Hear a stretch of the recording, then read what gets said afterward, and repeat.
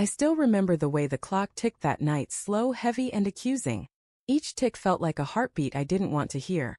A reminder that I was waiting for a woman who no longer wanted to be saved. Maya was late again. Our therapist had warned me about keeping score, but when you're trying to rebuild a marriage after betrayal, time becomes a scoreboard of its own. Every minute she spent away from home felt like another point against us. When she finally walked in, the smell of someone else's cologne entered with her. Not strong, faint, almost polite, but it hit me harder than any slap could. "Traffic," she said, hanging her coat. Her voice was casual, light. Too light. I wanted to believe her. God, I wanted to. "Therapy starts in 10 minutes. I said quietly, trying to keep my tone steady. "We can still make it if we leave now." She hesitated. Her eyes flicked toward the couch, toward the safety of avoidance. "I'm not going today," she said, brushing a strand of hair from her face. "I'm tired, Daniel. I just need a night off." A night off? From me? From trying? From the mess she'd made when I caught those messages 8 months ago? The ones she swore meant nothing? I nodded slowly. "Sure," I said. "Take the night off." But deep down, something in me cracked. 8 months earlier, when I first found out, I didn't scream. I didn't throw things or demand answers. I just stared at her phone, reading the messages over and over. "You make me feel alive again. Last night was perfect. Wish I could wake up next to you." Her name was on every bubble. When I confronted her, she crumbled. She said it was a mistake, that she was lost, that she didn't even know why she'd done it. I loved her, still do in some broken way, so I stayed. I told her we could fix this, that therapy could help. I told myself that forgiveness was strength, not denial. We started seeing Dr. Patel every Tuesday at 6. The first few sessions were brutal. Maya cried, I yelled, we both blamed ourselves in circles until we were too exhausted to keep fighting. But slowly I began to see glimpses of hope. We started having dinner together again. We laughed sometimes. She'd reach for my hand in public. Then came the silences. The subtle distance. The night she came home late again, claiming she'd worked late, or grabbed drinks with coworkers. And the way she started to look at me, not with guilt or affection but pity. Therapy session 31. Dr. Patel folded her hands and looked between us. Maya, you've said before that you feel disconnected from Daniel. What does that disconnection feel like? Maya exhaled heavily. Like I'm pretending. Like we're acting out some version of love we used to have. Her words hit like shards of glass. And you, Daniel? Dr. Patel asked gently. How does that make you feel? I wanted to say angry, betrayed, exhausted. But all that came out was, scared. That I'm the only one still fighting. Maya turned to me, her eyes soft. You're not the only one fighting, Daniel. You're just the only one who still believes it's worth it. The session ended early that day. For the next few weeks I tried harder. I cooked her favorite meals. I wrote her letters like we were 20 again. I took her to the park where we first kissed. But she was gone in every way that mattered.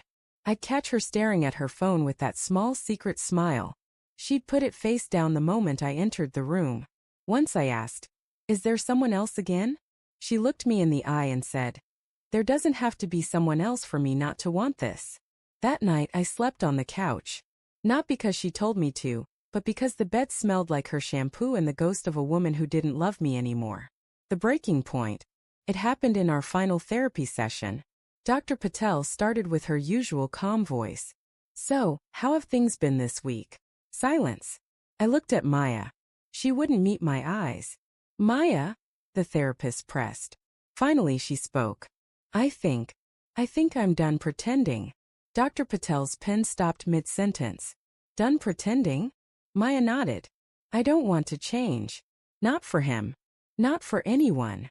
She said it like she was confessing, not apologizing. I've spent 8 months trying to be the version of me Daniel wants. Forgiving, patient, in love again, and I'm not her. I can't keep trying to be. I felt my throat close up. You don't want to try anymore? She turned to me then. Her eyes were wet but steady. No. I want to be honest, even if it hurts you. The air left the room. Dr. Patel murmured something about taking time to process, about letting go with grace, but I barely heard her. I looked at my wife, the woman I'd built a life with, dreamed with, suffered for. and realized she wasn't mine anymore. Maybe she never had been. That night I packed a bag. Not out of anger. Anger had burned itself out months ago, but out of self-preservation. I folded my clothes quietly, taking only what was necessary. A few shirts, some photos, my grandmother's watch. Maya stood in the doorway wearing that gray sweater I used to love on her. "You're leaving," she said softly. I zipped the suitcase. "You said you don't want to change. So I will." She nodded, tears spilling over. I didn't want it to end like this. Neither did I. I paused. But endings don't ask for permission. She reached out, fingers trembling, but I stepped back. If I touched her, I'd stay. And staying would mean dying slowly. A month later. My new apartment is small, one bedroom, sparse furniture. A view of the city lights that look better than they feel. I still catch myself reaching for the extra toothbrush in the bathroom. I still wake up expecting her hand on my chest. But silence isn't heavy anymore. It's peaceful. Therapy taught me that healing doesn't mean forgetting. It means learning to live with what's left. Maya texted once, a simple "I hope you're okay." I typed and deleted a dozen responses before finally sending I hope you are too. No reply. Maybe that's for the best. Sometimes I drive past our old house. The curtains are different now. The lights are warm. Maybe she's happy, or maybe she's just learning to be alone like me. Either way, I no longer ache to go back. I used to think betrayal was the worst pain imaginable. The knife that ends everything. But now I know it's what comes after that truly hurts. The slow rebuilding of yourself when you no longer recognize who you were. Still, piece by piece, I'm learning. To cook for one. To sleep in silence. To smile without pretending. And maybe someday to love again. Not as a man trying to fix what's broken, but as one who finally knows when to walk away. Because when she said, "I don't want to change," I thought it meant I wasn't enough. But now I understand it meant she wasn't willing to grow. And so, I did what she wouldn't. I changed. I changed my address. I changed my life. And most of all, I changed me.